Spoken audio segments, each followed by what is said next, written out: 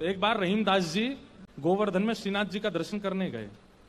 एक तो अल्हड़ भेष में रहते थे, ऊपर से इनके किसी कारण से इनको मंदिर में नहीं घुसने दिया, और जैसे ये मंदिर में घुसने लगे तो लोगों ने इनको धक्का दे दिया। कहां घुसे चले जा रहे हो, यहां पर विजातियों का प्रवेश नहीं है और तुम्हारे जैसों का तो बिल्कुल प्रवेश नहीं है। रहीम जी को इतना क्रोध आया, ठाकुर जी को ही सुनाने लगे बाहर बैठ करके। बोले आप कैसे परमात्मा हो, कैसे स्वामी हो, कैसे भगवान हो? इतनी दूर से मैं चल करके आया और आप मुझे दर्शन नहीं दे रहे हो, लोगों के द्वारा मुझे बाहर करवा रहे हो। इतने क्रोध में आ गए श्री रहीम जी। ठाकुर जी भीतर खड़े खड़े उनको पसीना आने लगा, बाहर खड़े खड़े रहीम जी गुस्सा कर रहे हैं। गुसाई जी भोग लेकर के गए, ठाकुर जी बोले हमको नहीं पाना। ठाकुर जी कुछ और बना के ले आऊं, ठाकुर जी बोले हमको वो भी नहीं पाना। गुसाई जी को लगा ठाकुर जी बहुत नाराज हैं, 56 भोग बनाओ। 56 भोग लेकर के गए, ठाकुर जी बोले बिल्कुल नहीं पाना, हमारा मन नहीं है। स्पष्ट ठाकुर जी बता भी नहीं रहे कि बात क्या है, लेकिन जो जो गुसाई जी प्रस्तुत कर रहे हैं सबके लिए मना करते जा रहे हैं, मुझे नहीं पाना। अंत में गुसाई जी ने कहा, बोले जय जय, कोई अपराध बना हमसे? ठाकुर जी मुंह फुला के बैठे हैं, कुछ नहीं बोले। बोले मैं क्यों बताऊं? गुसाई जी समझ गए, बोले कि ओहो कोई अपराध ही बना है। तुरंत सबको बुलाया, बोले भैया आज किसी का अपमान किया, किसी का अपराध किया, कुछ हुआ था क्या दिन भर में? तब द्वारपालों ने बताया, बोले महाराज आज एक आया था, वो विजातीय था, उसके वस्त्र भी अच्छे नहीं थे, वो देखने में भी अजीब सा लगा, हमको लगा मंदिर में जाके उपद्रव करेगा, इसलिए हमने घुसने नहीं दिया, हमने उसको निकाल दिया। गुसाई जी समझ गए, बोले ओहो उसी के लिए ठाकुर जी ऐसे हो रहे हैं।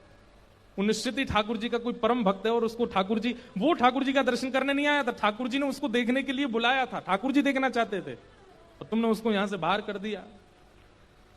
अब एक काम करो, बोले क्या? सुंदर प्रसाद बनाओ, प्रसाद बना करके सिद्ध करके, वो यहीं कहीं बैठे होंगे, ज्यादा दूर गए नहीं होंगे, उनको लेके आओ। मंदिर में प्रसाद सिद्ध हो रहा था रहीम जी को प्रसन्न करने के लिए, लेकिन ठाकुर जी इतने व्याकुल हो गए, बोले अभी तो चूल्हा जलाएंगे, कढ़ाई धरेंगे, तब कुछ बनाएंगे, तब तक रहीम जी वृंदावन पहुंच जाएंगे।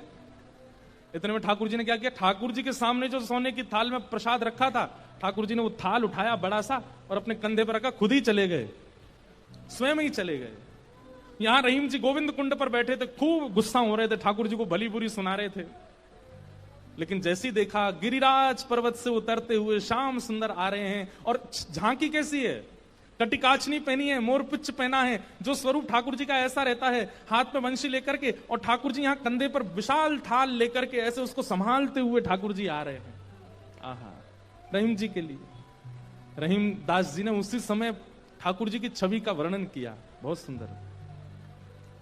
क्या वर्णन करते हैं, कैसे लग रहे हैं श्याम सुंदर? आहा, काछे काछिन कलित मुरली कर, पीत पिछोरी साल की, बंक तिलक के सर को कीन्हो, दुति मानो विदुबाल की, ओ छवि आवन मोहन लाल की, छवि आवन मोहन लाल की, छवि आवन मोहन लाल की, छवि आवन मोहन लाल की। हाँ काछे काछ निकलित मुरली कर, पीत पिछोरी साल की, बंक तिलक के सर को कीन्हो, दुति मानो विदुबाल की, हो छवि आवन मोहन। अरे मोय कोई वेद ध्वनि ब्रज में सुनावे तो मेरे कान इतने रीझे ना आए, लेकिन कोई प्रेम आसक्त है करके मुंह को घोरी घोरी गारी सुनावे, सो मैं तो के सामने प्रकट रह जाऊं।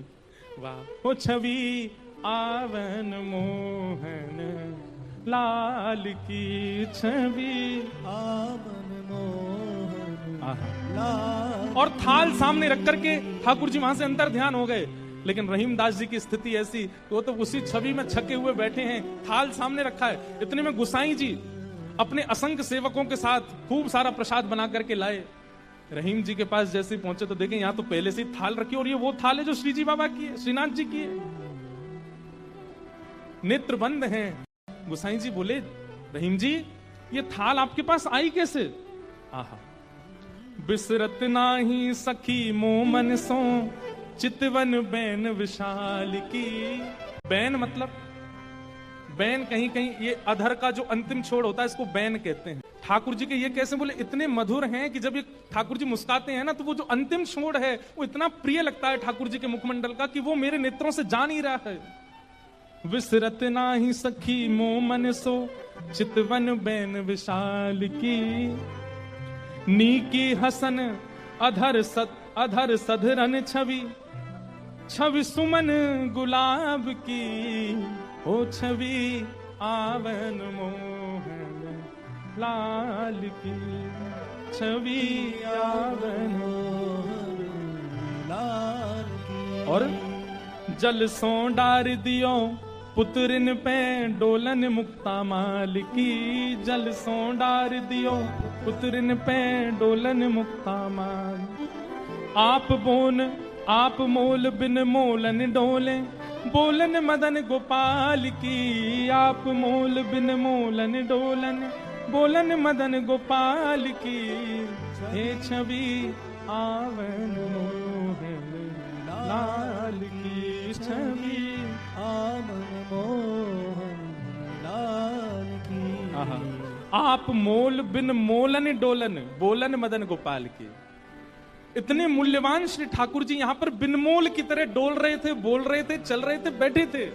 गुसाई जी को बता रहे हैं रहीम जी, इतने मूल्यवान ठाकुर जी यहां पर बोल रहे थे, डोल रहे। देखो वो चरण चिन्ह दिख रहे हैं, यहां देखो, यहां से चंदन की सुगंधी आ रही, यहां बैठ गए थे आके और ऐसे मधुर स्वर बोल रहे थे कि अब मैं किसी और को सुनना नहीं चाहता उनके आगे।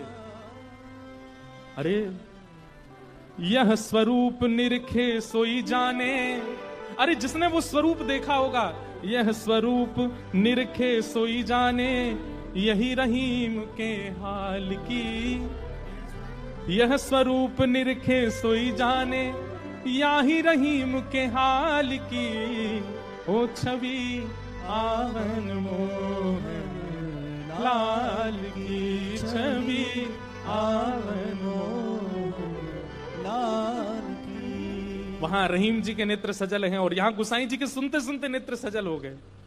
वाह ठाकुर जी, आपकी लीला। यहां हम इतनी सामग्री सिद्ध कर रहे थे रसोई में, लेकिन आपसे इतनी प्रतीक्षा भी नहीं हुई, आप अपनी थाल लेकर के आ गए और ऐसी लीला करके गए रहीम दास जी के पास आकर के।